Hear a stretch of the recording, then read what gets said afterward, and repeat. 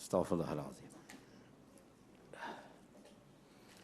استغفر الله العظيم لي ولوالدي أصحاب الحقوق الواجبات علي وللمؤمنين والمؤمنات والمسلمين والمسلمات الأحياء منهم والأموات ونتوب إليه.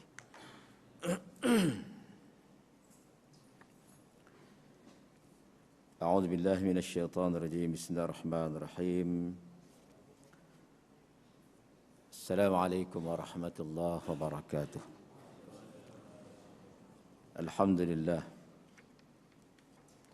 الحمد لله رب العالمين، وبه نستعين على أمور الدنيا والدين. أشهد أن لا إله إلا الله وأشهد أن محمدا عبده ورسوله. فصل وسلم على سيدنا محمد وعلى آله وأصحابه واتباعه وتمسك بسنته إلى يوم الدين. سبحانك لا علم لنا إلا ما علمتنا إنك أنت العليم الحكيم. ولا حول ولا قوة إلا بالله العلي العظيم. بعد. Alhamdulillah. Pertamanya mari sama-sama kita meneruskan tradisi kesyukuran kita pada Allah di atas segala limpah rahmat Allah yang mengeringi kehidupan kita sampai saat ini. Kita mohon Allah mengekalkan nikmat yang paling istimewa, iaitu nikmat kita bersama dengan iman dan bersama dengan Islam, dan mohon Allah kekalkan sampailah kita menutup mata untuk bertemu Allah Subhanahu wa taala. Kasihi Tuan Imam, pengurusi dan sah pentadbir surau, sahabat fadilah, para ustaz, muslimin, muslimat yang dirahmati Allah sekalian. InsyaAllah, biiznillah, pada pagi yang berkat ini, kita renung sejenak mengenai tanggungjawab dan kewajipan kita terhadap Nabi SAW. Saya mengambil tajuk ini kerana mengingatkan kita masih dalam bulan yang hebat ini dan orang masih berselawat kepada Nabi. Tapi kita bimbang selawat kita bahkan membatalkan amal kita.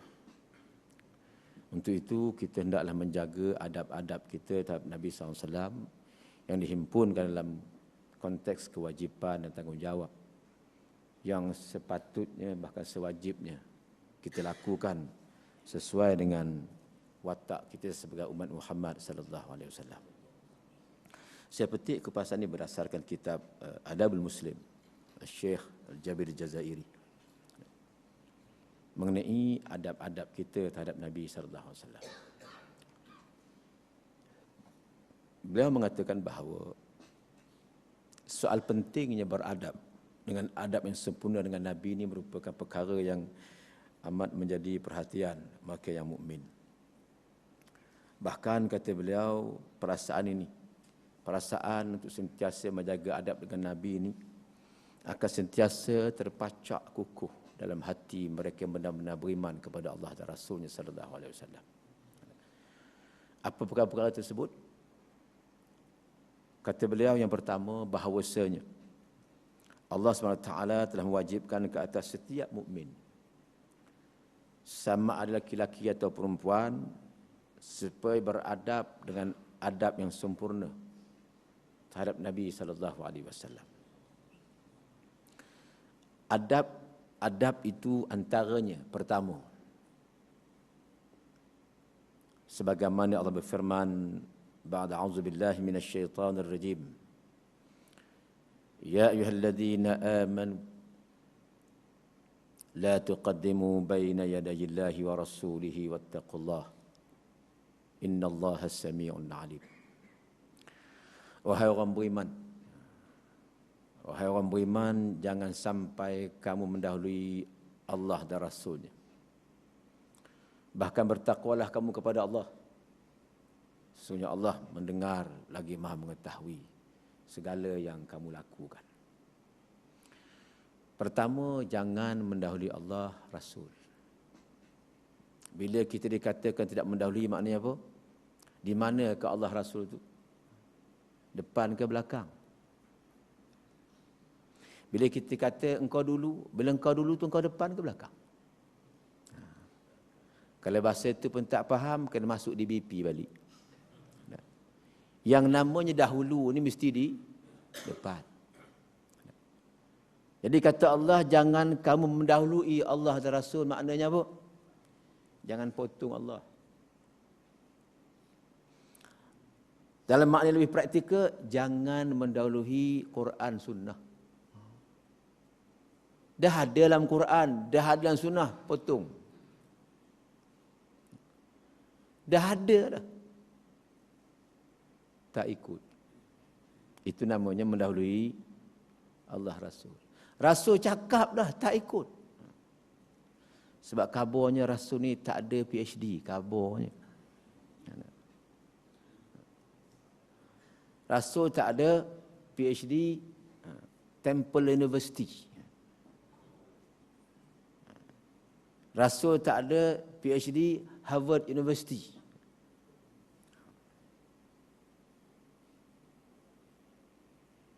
Lalu bila disebut je ini hadis Nabi, itu zaman Nabi, Ustaz.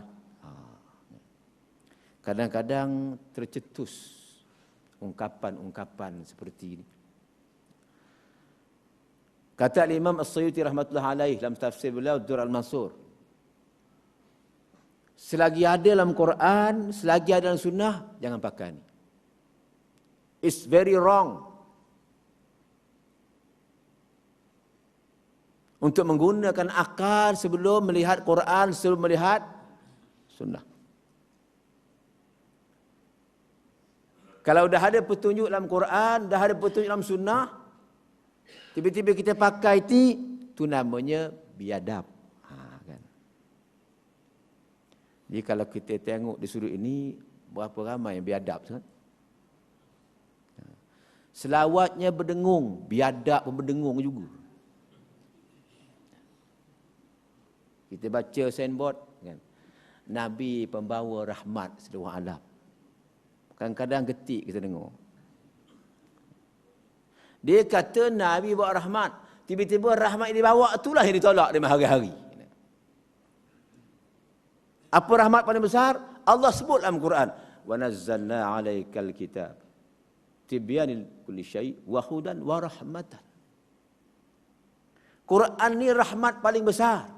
Tapi apa dah jadi dengan isi dia? Apa dah jadi dengan kandungan dia di tangan umat ini hari ini? Tuan-tuan, saya kadang-kadang rasa gerun bila mengingatkan sabda Nabi kita Muhammad SAW ketika turun surah An-Nasr. Iza jaa nasrullahi wal fath wa ra'aitan nas sayadkhuluna fi dinillahi afwaja. Tiba-tiba kata Nabi, la yakhrujanna fihi afwaja kama dakhalu fi afwaja. Sebagaimana kamu lihat mereka hari ini berbondong-bondong masuk agama Allah, akan sampai masanya mereka berbondong-bondong keluar dari agama ini. Hadis Al-Hakim disahihkan oleh Az-Zahabi dan kata Al-Imam Al-Haythami, perawi-perawi hadis ini siqah. Mereka juga merawikan Bukhari Muslim. Cuma kita tak tahu masa Nabi sebut tu bila. Bila agaknya kita dikatakan berbondong-bondong pula keluar meninggalkan agama ini. Tapi kalau nak kata zaman dah lama sampai dah. Bila manusia berani mengatakan kita tak akan laksanakan perintah Allah di muka bumi ini. Kalau bukan perintah Allah, perintah siapa? Kalau kita tak buat perintah Allah, kita buat perintah siapa? Tak teragak-agak manusia mengatakan bahawa kita akan hanya melaksanakannya bila cukup syarat. Kita beri syarat pada Allah. Hamba beri syarat pada Allah. Kami tak boleh buat sebab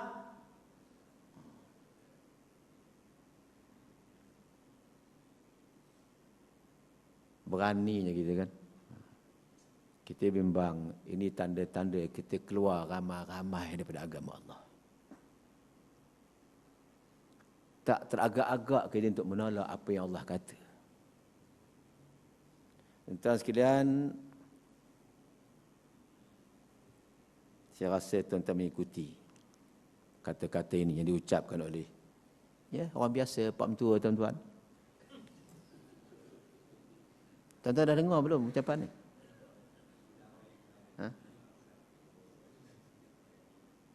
Bukan apa kok tak faham.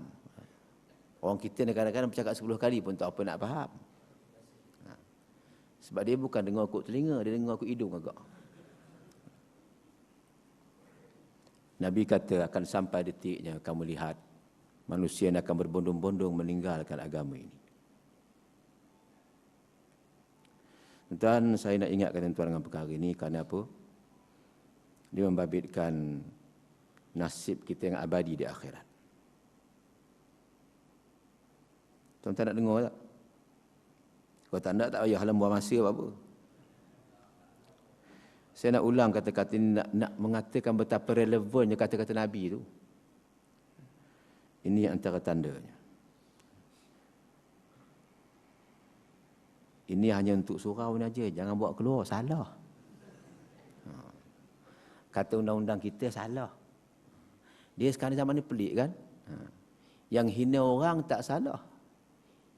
Tapi yang memaklumkan penghinaan tu yang salah. Jadi kita banyak benda pelik kan?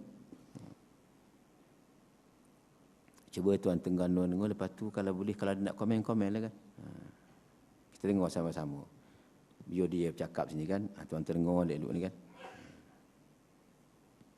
Apapun Datuk Seri Muhammad Najib memberi jaminan Barisan Nasional tidak akan melaksanakan hukum hudud kerana tidak berpaksi kepada realiti di negara yang memiliki masyarakat berbilang kaum.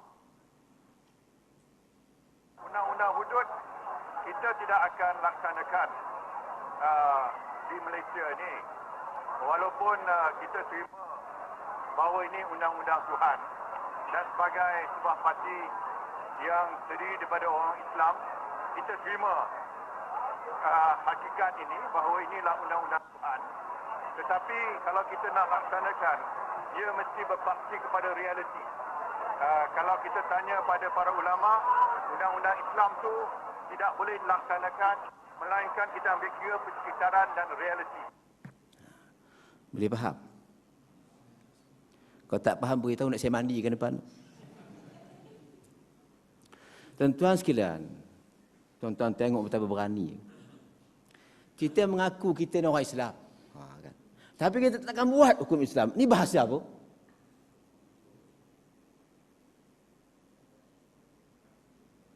Saya tahu saya ni isteri abang, tapi saya akan bersama abang sampai kiamat. Macam mana? Kamu ni bini apa? Tak gitu.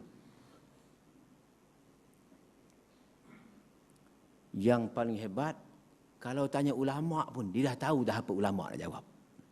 Punya kasyaf punya kan. Kalau kita tanya ulama pun akan kata hukum Islam tak boleh buat. Kalau ulama tak boleh kata hukum Islam tak boleh buat, ini ulama apa? Ulama burah, panggil gitu.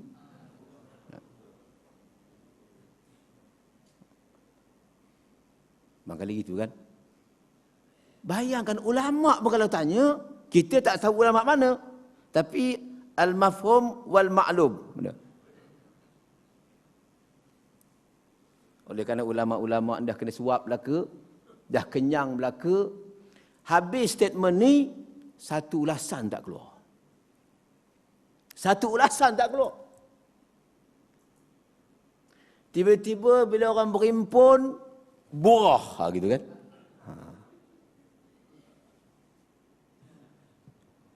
Masa tolak hukum Allah, senyap. Orang berimpun untuk minta perhatian, ni burah, halal darah dia. Kita nak marah lebih-lebih pun, mufti teman.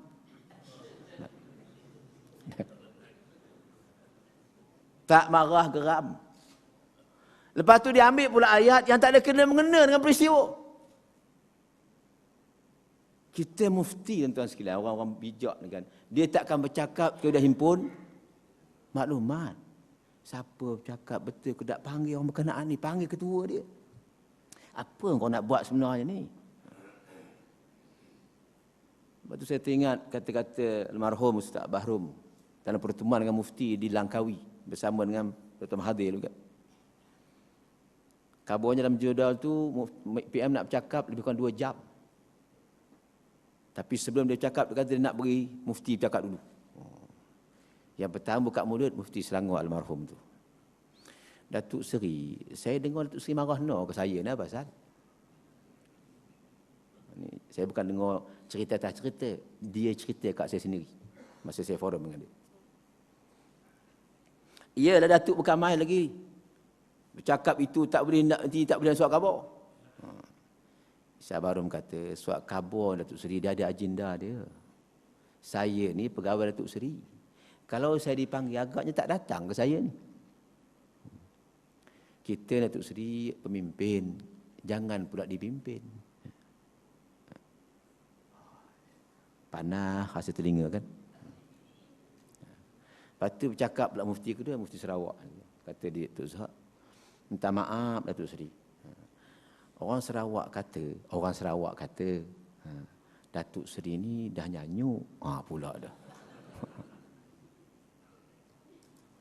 Seorang lagi mufti Pulau Pinang. Lama-lama jadual bercakap 2 jam, 10 minit je. Mengapalah ulama' dia kan?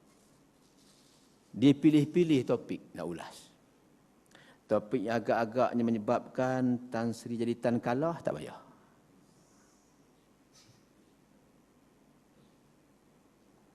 Biar dia seri terus kan. Berapa lama kita nak jumpa alim macam ni? Sanggup kita biarkan mereka bercakap mendahului Allah dan Rasul. Lepas itu kita perasan kita masih umat Muhammad. La tuqaddimu. Jangan kamu duduk depan. Sebab itu Nabi Imban dengan sebuah hadis Bukhari yang Nabi sebut, Ya'ti 'ala an-nasi zamanun yuqalu lil-rajuli fi ma azrafahu ma aqalahu ma ajlada wa ma fi qalbihi misqalu habbatin min iman atau kama qala. Nabi katakan sampai saatnya nanti satu zaman Nabi kata kamu akan berdepan dengan ungkapan-ungkapan gembar-gembur, kononnya alangkah hebatnya kita, alangkah bijaknya kita, alangkah canggihnya kita. Tiba-tiba kata Nabi di hati mereka dah tak ada pun butiran iman. Kita berani beri syarat pada Allah. Itu namanya bukan lagi mendahului, dah menderhakai bahkan.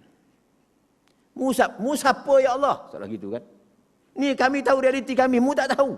Allah tak tahu realiti kat manusia. Tiba-tiba kita lebih tahu.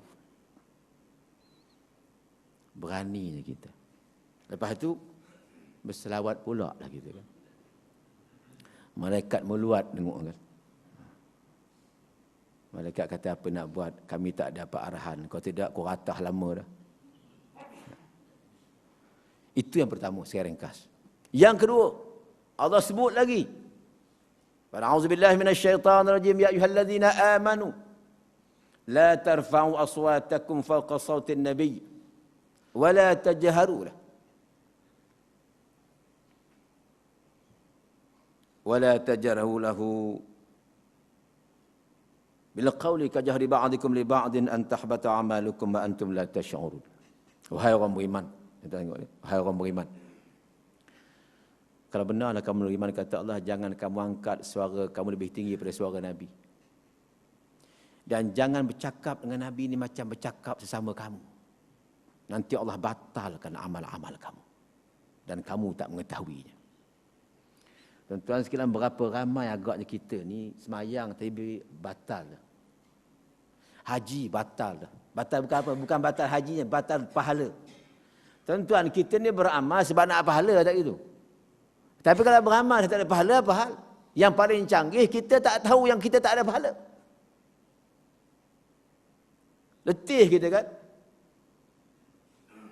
Kih apa? Kih nak tunjuk hebat pada Nabi. Kalau kita pergi kepada asbab nuzul ayat ini kan. Sebagai panduan yang lebih tepat, asbab nuzulnya kata apa? Satu hari datang satu rombongan, satu grup daripada satu wilayah jumpa Nabi. Ya Rasulullah, kami ni wakil daripada kaum-kaum di wilayah kami. Tolong tunjuk pada kami hari ni seorang untuk pimpin kami di wilayah kami ni. Nabi diam. Lepas tu ulang. Rasulullah, boleh ke tunjukkan seorang untuk kami? Nabi diam. Kita biasa macam kita kan, bila dia diam belaka apa hal kan? Kita pun lama-lama Abu Bakar rasa macam tak sodok pula, diam je kan. Dia bangun. Ya Rasulullah, aku cadang sepolan bin sepolan. Abu Bakar duduk, Umar lah bangun. Rasulullah, aku cadang sepolan bin sepolan. Abu Bakar bangun. Cukup dah seorang, Umar. Mana boleh, aku pada calon aku juga. Suara itu dia kan. Lama-lama suara dua-dua orang ni kata dia Sayuti makin tinggi. Makin tinggi. Mempertahankan calon. Nabi masih diam. Turunlah ayat ni. Dalam ulasannya, Sayuti mengatakan bahawa seolah Allah nak beritahu apa? Yang ditanya Nabi aku yang kamu sibuk dua orang ni pasal? Nabi aku diam bukan sebab dia tak tahu, sebab aku tak belum bagi tahu. Sebab Nabi tak bercakap kecuali pertama ada wahyu atau signal daripada Allah. Wa ma yantiqu 'anil hawa illa wahyun yuha. Tidak ada perkataan Nabi kecuali bimbingan wahyu. Nabi pun tak kenal siapa kan. Macam kita juga kan. Pilih-pilih tak kenal, lepas tu menyesal. Celaka betul. Dah celaka kan.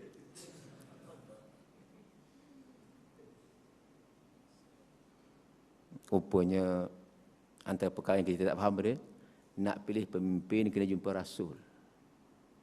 Kalau mereka nak pilih pemimpin, sanggup datang jauh-jauh semata-mata nak tanya, siapa saudara di kanan kami ni? Masa itu wahyu masih turun. Nabi masih ada. Zaman kita tanya siapa? Siapa kita tanya untuk pilih pemimpin ni siapa?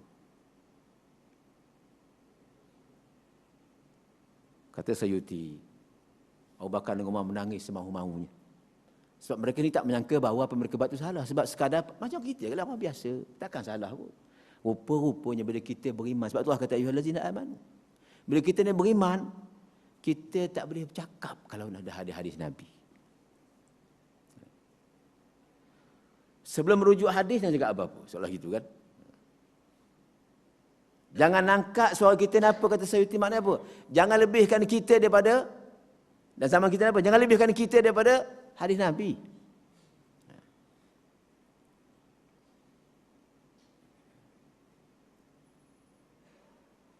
Jangan cuba nak tunjuk pandai. Sebab Nabi ni, Tok Guru dia siapa? Tok Guru Nabi ni Allah. Yang cipta langit dan bumi. Tok Guru kita pensyarah je. Yang cipta apa? Apa pensyarah kita cipta? Ada siapa-siapa nak bersyarah dan mencipta sesuatu dia? Sebab kata Allah, cipta lalat pun tak boleh. Cipta lalat pun tak boleh. Aku bukan suruh buat cipta gajah, lalat. Bahkan kata bila lalat tu ambil makanan kamu, kamu takkan dapat makanan tu sampai kiamat. Mengapa gitu? Tuan sekalian, seorang saintis menceritakan mengapa Allah ambil lalat. Kalau kucing ambil lauk kita, kalau kita buru dia, kita baling dia, lepas lauk tu kan, dapat balik makanan tu. Kalau lalat dia ambil, habis dapat. Sebab apa? Sebab lalat ni dia punya kemahiran hebat. Kata saintis tu, lalat dia hinggap dia kan, dia akan keluarkan hormon untuk mencairkan makanan dan sedut. Dan tak mungkin keluar. Dan proses tu berlaku dia kata terlalu pantas, second. Dia ambil makanan kita dalam jumlah apa? Saat. Dia masuk, dia cairkan, habis. Siapa hebat? Pensyarah kita ke Tok Guru Nabi? Pensyarah kita kadang-kadang bertaraf apa? Bertaraf kangkung.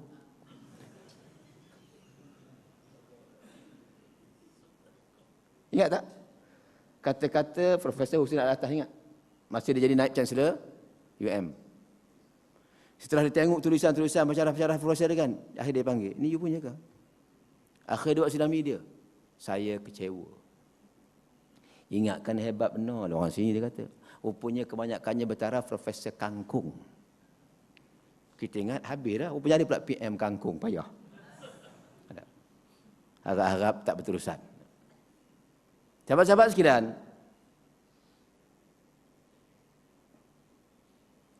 Allah beritahu kita bahawa Nabi kita ni bertindak berdasarkan wahyu. Nak kata the highest, atas lagi pada highest, the highest level of knowledge. Yang bukan standard kita. Sebab tu bila kita bercakap dengan orang lebih hebat ilmu, kita kata apa? Kita diam aja. Sebab tu bila Allah bercakap apa hukuman dia? Diam. Bila Nabi kau bercakap pada dia, diam, dan apa dia buat? Sami'na wa ta'na, itu. Bukan standard kamu untuk cabar Allah. Bukan standard kamu untuk persoalkan Allah. Sebab kamu siapa? Who are you? Gitu kan?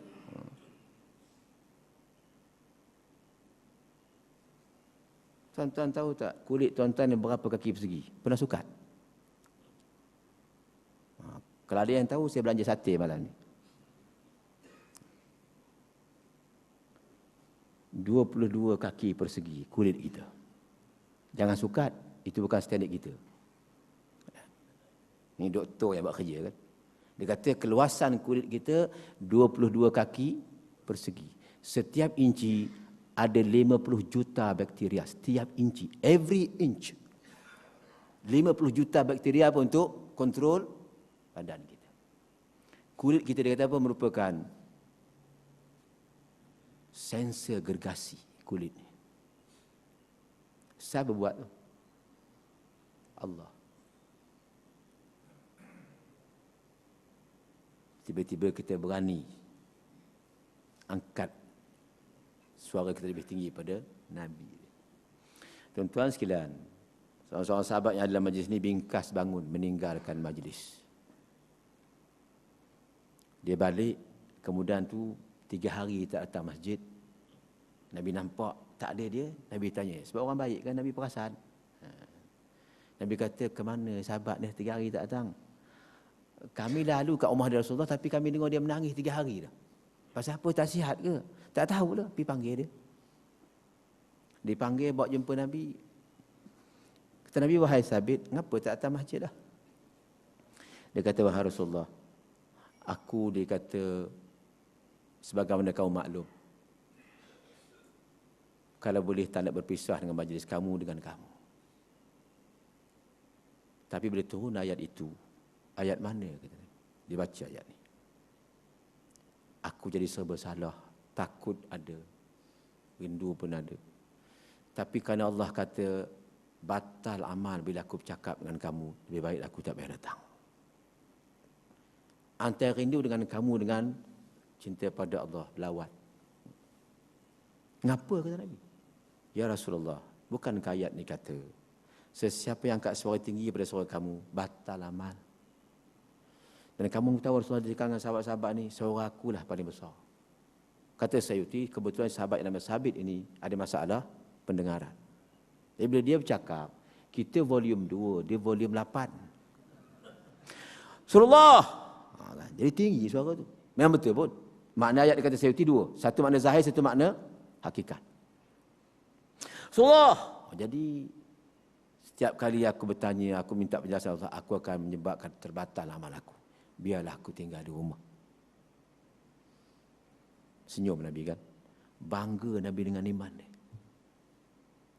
Kata di Sayyuti, seolah-olah Sabit merasakan bahawa ayat ni khusus untuk dia.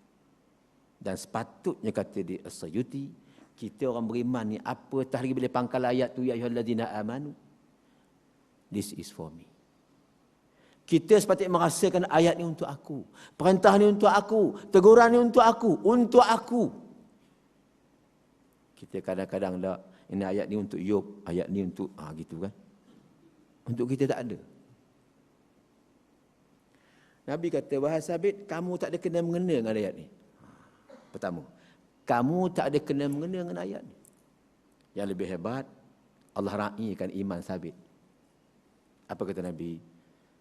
Wahai Sabit, kamu bahkan akan syahid fi sabilillah. Tuan-tuan, Tak ramai, mungkin tak ada yang dimaklumkan kesyahidannya.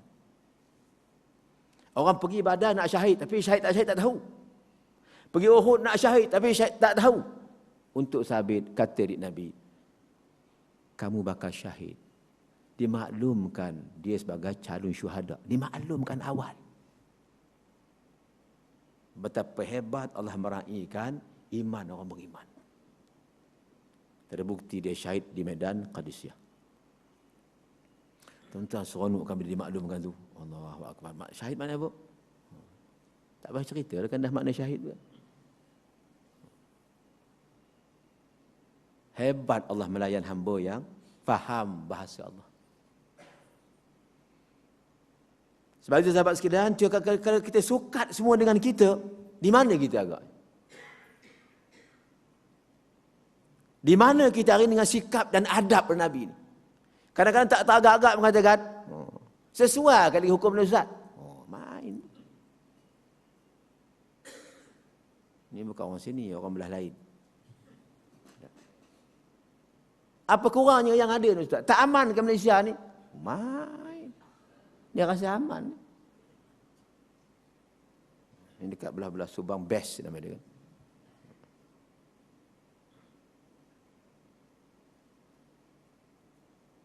Contohlah, bila Nabi kata apa? Pemberi rasuah ke neraka, yang terima rasuah pun neraka. Ada orang komplain, tak aci dah Ustaz. Patut yang makan duit tu nerakanya. Pasal apa yang beri pun neraka juga. Sebab dua benda ni saling bertimbal balas. Kadang-kadang orang tu tak minta, dia pula bertanya, cik berapa nak? Tuan-tuan, dah Nabi kata rasuah kan ke Malaysia ni hebat. Kita jago kan. Jago rasuah. Kita ingatkan dulu lepas daripada BPR, pindah SPRM bertambah baik. Dah daripada tak ada institut, ada Institut Integriti Malaysia bertambah baik. Rupa bertambah parah. Kajian terbaru kan? Kajian terbaru disiarkan semuka penuhlah akhbar kita. Kajian yang dilancarkan sekali dengan siapa? Ketua Pesuruhjaya SPRM Tan Sri Abu Kasim. 90% syarikat di Malaysia kini kajian rasuah di kalangan syarikat korporat. 90% mengatakan penipuan, rasuah, sogokan. Tak dapat dielak kat Malaysia. 83% mengatakan rasuah, penipuan, sogokan masalah besar menyaga kat Malaysia. 64% mengatakan tak boleh menyaga kalau tak rasuah kat Malaysia. Kajian KPMG. Paling menyusah kita apa dia? Syarikat-syarikat dikaji melibatkan apa? Barangan pengguna. Bila sebarangan pengguna, kena tak? Agak kita kena tak agak? Perkhidmatan, pembinaan. Bila sebarangan pengguna, kita kena tak? Macam tak nak kena je. Betul kata Nabi kan, kalau kamu tak terlibat, kamu dapat debu dia. Debu tuan-tuan sekalian, kalau sehari kita cuci, alhamdulillah insya-Allah. Tapi kalau lori lalu hari-hari, tingkap kita lap setahun, berapa tinggi debu kat atas tu? 10 tahun? 20 tahun? Sebab itu kadang-kadang bila kita bercakap pasal agama kan, dia mantul. Tahu mantul? Tak serap, dia patah balik. Sebab hati dah gelap. Ini kesan rasuah.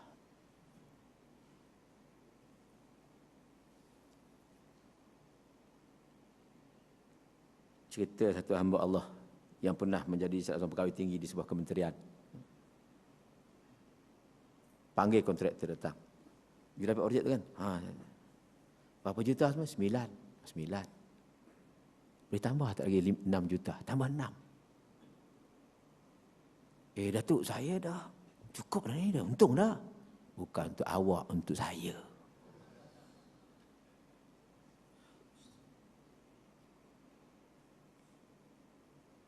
Besar awal kawan ni kan. Tak sanggup sekongkot.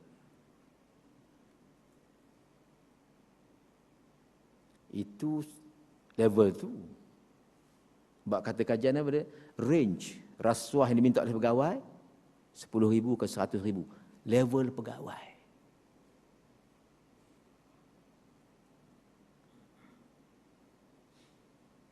Level lain. Ingat tak? Kita ambil sikit dah. MR2 daripada 30 juta jadi apa? 72 juta. Istana negara 500 juta jadi 1 point. Tuan-tuan macam tak tahu aja.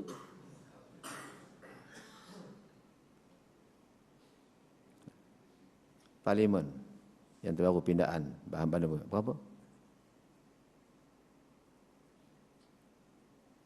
Sebab itu kata di Tun Daim yang diam selama hari ini kan. Kita terlalu boros belanja. Dia kata Menteri Kewangan tak reti belanja. Tak reti. Yang kata Menteri Kewangan tak reti ni bukan calon-calon orang. Kalau dia tu sekadar menjaga cendol lain. Dia bekas Menteri Kewangan. Buahkan buka bank sana sini kan. Dia kata dia tak reti menguruskan kewangan negara. Orang tak reti ni rupa dipilih. Nasiblah.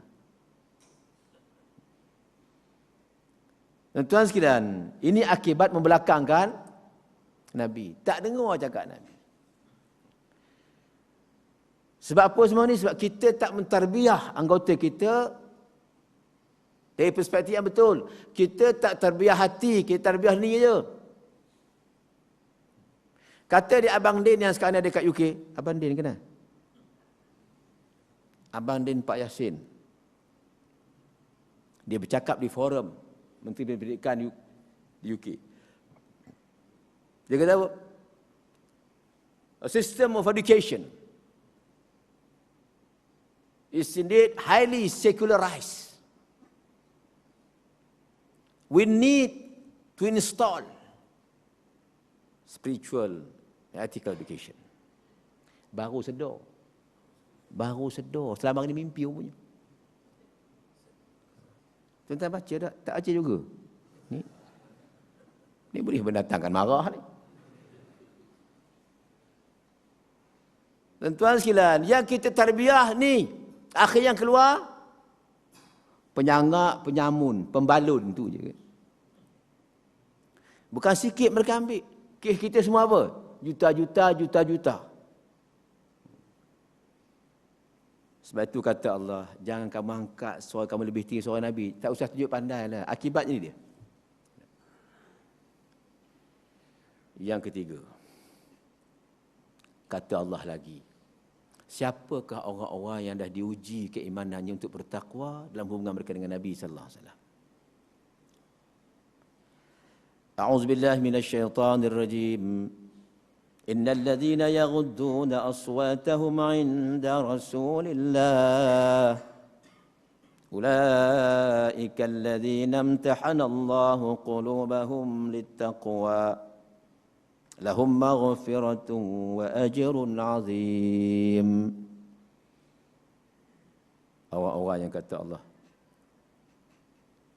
yang merendahkan suara mereka bila berdepan dengan Nabi. Maksud zaman kita yang berdepan dengan siapa? Berdepan dengan hadis Nabi. Mereka itulah kata Allah. Orang-orang yang telah Allah uji hati mereka untuk bertakwa. Antara tanda kita dapat takwa, lulus ujian, untuk jadi muttaqin, bila kita dengar je ni Nabi kata, aku ikut.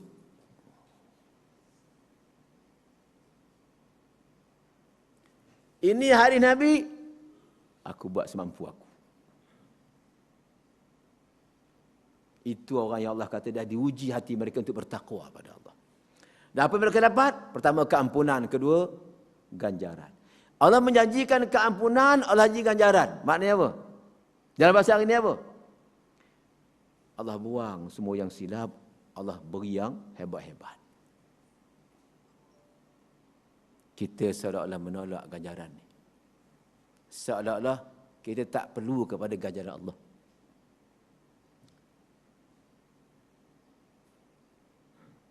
Apakah kita hari ini termasuk dalam kategori ini?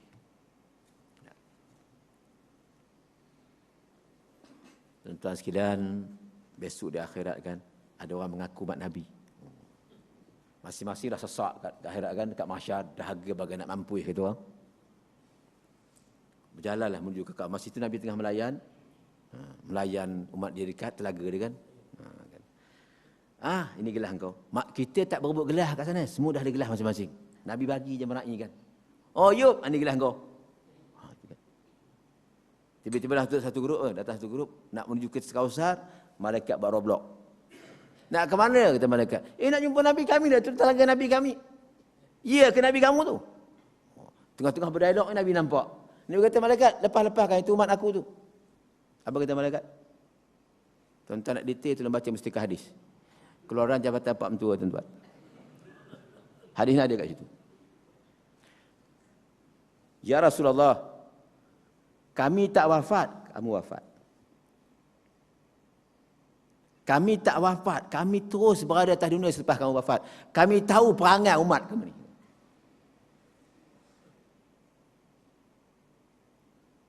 Orang Nabi kata gitu pula ke? Tuan-tuan sekalian, Nabi punya hebat layan kita besok kan. Ada satu hadis dalam disebut Imam Nawawi dalam fatwa Rasulullah. Satu hari Anas tanya kat Rasulullah, dia kata, ya Rasulullah, sudi apalah kiranya engkau besok mensyafaatkan aku di akhirat. Anas bin Malik ni risau aku tak dapat syafaat. Anas yang jaga Nabi hari-hari. Masih menyimpan rasa bimbang, takut-takut tak dapat. Minta kat Nabi. Tiba-tiba kita pula yakin benar ni apa hal. Akan aku usahakan, kata Nabi. Lalu kata Anas, ya Rasulullah, tapi di mana aku nak jumpa kamu besok? Sebab dia kata, maklum orang ramai. Kata Nabi Anas, lokasi pertama nak cari aku dekat Kausar, kat telaga aku. Aku meraihkan umat aku kat sana. Aku ada kat sana. Kalau aku tak jumpa kamu kat situ Rasulullah, kalau aku tak ada kat situ, cari aku dekat Mizan. Aku ada kat sana, membantu umat aku yang tak cukup nafas. Kalau kamu tak ada kat sana Rasulullah, kamu cari aku dekat Sirat. Aku ada kat sana. Kemudian Nabi menegaskan, aku tak akan meninggalkan ketiga-tiga lokasi ini sampai kamu semuanya masuk syurga. Sayangnya Nabi kat kita. Seolah-olah apa? Tengah-tengah meraihkan kita kan, menjerit pula kat Mizan. Menjerit kat Mizan. Ya habislah aku kat Mizan. Nabi pun zoom pergi kan. Jangan tanya pula Nabi naik apa. Bahasa di sana bukan bahasa kenderaan, dia bahasa hasrat. Teringat sampai. Kan gitu. Baca tak Quran? Dia baca Quran kan. Bila cerita pasal nikmat syurga kan. Dia tak payah nak, pinjam masjid sekejap. Tak ada. Rasulullah dekat Mizan. Nabi kata, umat aku sampai dah Nabi itu. Apa hal? Allah Rasulullah. Tak cukup Rasulullah. Sangkanya cukup. Pasal apa? Bangkali cukup Rasulullah, tapi aku nak mati, aku tersilap Rasulullah. Apa silap kamu buat? Aku hadir perasiman Hard Rock Cafe Putrajaya. Contohlah, contoh kan. Kenapa kamu hadir? Dia kata ada nasyid Rasulullah dalamnya. Kan aku dah pesan, kata Nabi kan, man tashabbaha biqaumin fahuwa minhum. Siapa yang merupai satu kaum, dia kaum tu. Sebab dia satu berubah tak ada kan. Kadang-kadang sahabat-sahabat sekalian, dah terang petunjuk Nabi tu kan. Terang dah. Hadis sahih tu kan, man tashabbaha biqaumin fahuwa minhum. Kamu serupa dengan mana-mana kaum, kamu ke sana. Ada pula orang nak menghalalkan juga kan. Bak kata orang yang pernah masuk ke Hard Rock ni, saya pun tak pernah masuk. Tapi kalau dah nasyid tu boleh start masuk kan. Dia kata di Hard Rock Cafe ni, imej dia apa? Arak, pelacuran, perempuan, dan yang lain-lain. Dan di Rock Cafe, kata di penghuni dah bertaubat ni, arak RM8 sekelas, kok RM18. Murah arak daripada. Bangkali air suam RM20.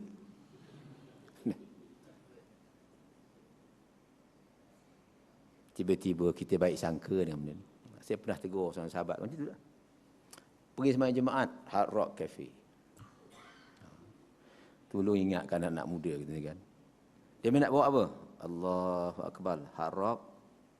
Kafi. Saya temui juga orang yang pakai kasbek. Saya tegur dia, kenapa pakai baju ni? Tak ada baju lain dah ke? Pasal apa lah Ustaz? Ni baju, ni tulisan aja. Bukan arak kat sini. Saya kata kalau gitu saya tukar sikit boleh? Babi boleh? Ustaz jangan melampau. Dah melampau pula kita. Kita tak nampak kaitannya dengan iman kita. Oh susah. Nak berhujah dengan kita orang Islam ni susah kata apa. Kita tengok benda-benda tak baik kan Allah. Tapi kadang-kadang susah tu dah. Sebab kata di Ibn Qayyim, kamu tak memahami belitan iblis dalam kehidupan kamu. Kalau kamu faham, kamu akan tahu macam mana iblis membelit kamu. Putar belit dia. Jadi kata di Syekh Jabir, ini antara cara Allah menyukat ketakwaan. Berani tak kita meninggikan suara bila orang sebut ini hadis Nabi. Apa tak lagi, ini ayat Allah SWT. Seterusnya, adab seterusnya. Allah telah mewajibkan orang-orang mukmin mentaati Rasulullah dan sekaligus mewajibkan mereka mencintai Nabi. Wajib taat, wajib cinta, wajib. Sebab itu isteri nombor berapa? Ingat tak surah At-Taubah? Yang Ishak Bahar menggunakan untuk gurau dengan dia satu hari. Ini pun cerita dia dengan saya kat ni kan. Saja nak tengok ustaz mana rupa hati orang perempuan ni. Satu hari dia kata masa nak pergi ceramah, saja-saja sambil-sambil pakai stokin. Awak sebenarnya nombor 4 dalam hidup saya. Nombor 4. Isteri terus tak ada tunjuk kasut, dia kata. Satu tunjuk dah, satu lagi terus tak ada. Letak masuk dalam. Lepas tu bila balik, besok makan pagi dia kata, nguncam ni. Tahu nguncam? Masam ni kan. Tanyalah pasal apa masam ni, selalu ceria je. Yalah kita nombor 4. Oh, kecil hati rupanya. Kata Datuk Ustaz, saya tanya dia, awak tahu tak sebab apa awak tu nombor 4? Ya, ada yang 3 yang lain lah tu. Oh, betul juga kan. Izzat kata, gini. Quran kata pertama Allah, kedua Rasulullah, ketiga agamanya, keempat awak. Salah ke? Kalau gitu okey lah, baru okey. Rupanya Datuk Ishak lagi gurau kan. Dia gurau. Tapi style dia kan, gurau style dia. Macam Nabi bergurau kan. Kamu kenal tak kawan kamu tu? Siapa Rasulullah? Yang ada putih kat mata dia. Mana ada putih? Rasulullah mata semua hitam. Bukan ke tepi mata tak ada putih, kata Nabi kan.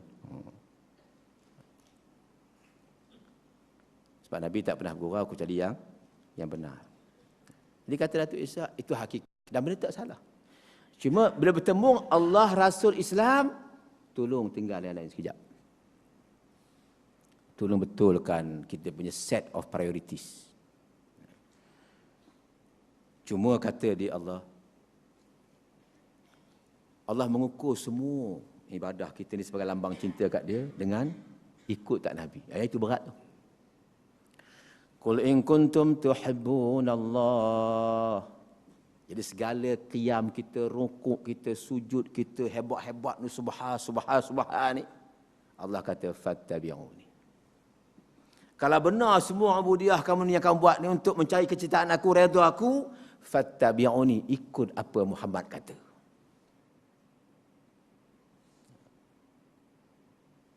Jadi adab ini cukup penting. Sebab dia mencorakkan hubungan kita dengan Allah SWT sendiri. Dan Allah beri amaran kat kita. Apa dia? Hujung surah An-Nur ayat 63.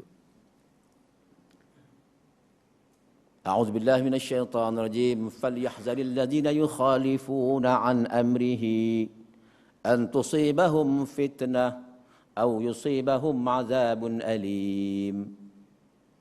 Allah kata maka hendaklah orang-orang yang menyalahi perintah Rasul, menyalahi titah dia, menyimpan rasa bimbang, rasa gerun. Takut-takut perbuatan mereka itu menempah ujian, menempah azab. Ujian, azab. Ujian, azab. Sesiapa yang berani, kata Allah, menyalahi perintah Rasul dia, bersilah menerima dua ni. Ujian atau azab. Kita kadang-kadang tak perasan kan ujian azab tu kan. Dah naik baru tahu. Masih tak tahu. Sebab kita ikut sunnah masa kita memilih.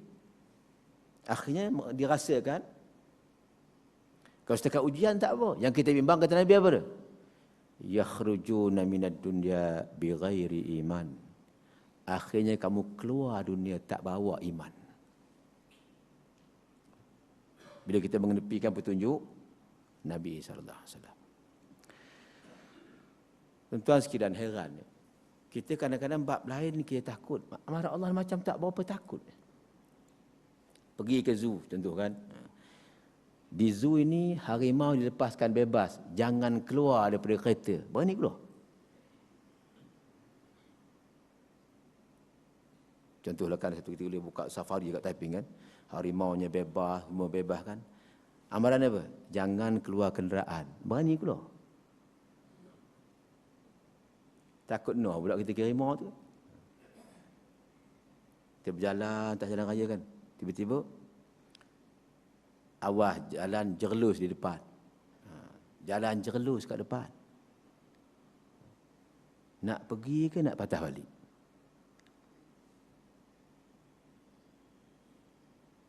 Sebab itu kata Sayyuti, bila kita baca ayat Allah ni, apa kesan ayat kepada kita? Apa kesan ayat itu kepada tindakan kita? Awas, jalan ditutup, banjir di hadapan. Kecuali kenderaan berat. Faham tak ayat tu? Kita bawa kancil, masuk tak kenderaan berat ni? Yang, kata suami, tak payah lalu kita, kenderaan berat aja. Abang, kancil tak berat ke?